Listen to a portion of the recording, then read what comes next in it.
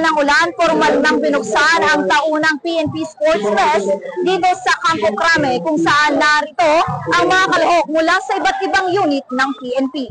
Kaya't sa ngalan ng buong pamunuan ng Pambansang Pulisya ng Pilipinas, I now formally declare the NHQ-NSU's Sports Fest 2025 officially open.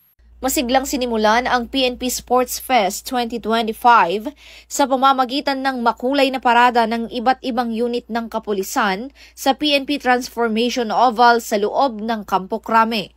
Pinangunahan ni Police Lieutenant General Bernard Banac, the Deputy Chief, PNP for Administration, bilang kinatawan ni Chief PNP Police General Nicolas Torre III ang nasabing pagbubukas, kung saan nagtipon-tipon ang daang-daang kapulisan mula sa iba't ibang unit ng PNP. Layunin ng aktibidad na palakasin hindi lamang ang pisikal na kalusugan ng mga tauhan, kundi pati na rin ang pagkakaisa, disiplina at camaraderie sa hanay ng kapulisan. Kabilang sa mga itatampok na sports sa Sports Fest ang iba't ibang kompetisyong pampalakasan tulad ng basketball, volleyball, athletics at iba pang team events na nagpapakita ng husay, liksi at sportsmanship ng mga kalahok. Bilang simbolo ng pagkakaibigan at patas na laban, isinagawa ang Lighting of Friendship Urn na pinangunahan ni Patrolwoman Entizar Bangcola, setter ng PNP Lady Patrollers.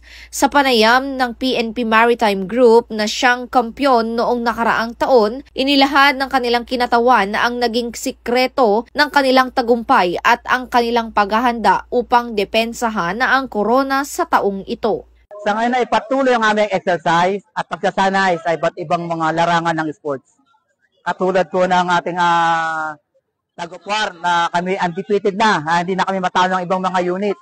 At sabi nga nila, hintay na lang namin ang championship, huwag na kami maglaro sa tennis.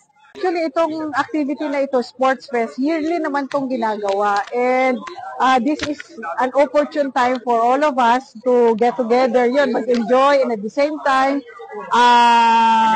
yung mabuild yung camaraderie, sportsmanship, and yung mga hidden talent on sports ng ating mga kapulisan. Ayon kay Police General Torre, ang Sports Fest ay mahalagang paraan upang mapanatili ang kalakasan at sigla ng mga pulis, kasabay ng pagpapalalim ng ugnayan sa bawat unit. Bilang hudyat ng masayang kompetisyon, naging malinaw sa unang araw ng paligsahan na higit pa sa tropeyo ang nakataya.